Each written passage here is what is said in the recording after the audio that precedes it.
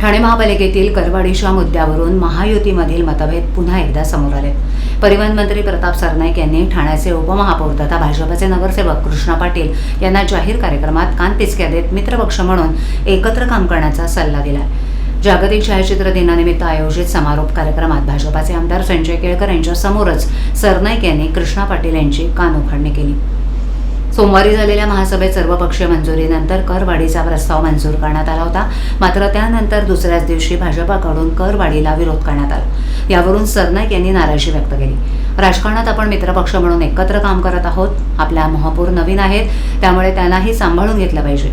सभागृहात सर्वांनी मंजुरी दिल्यानंतर त्याच निर्णयाला विरोध करणं योग्य नाही, असं सरनाईक यांनी स्पष्ट केलं। तसंच आपण ठाण्यात सत्तेत आहोत, महायुती म्हणून एकत्र आहोत।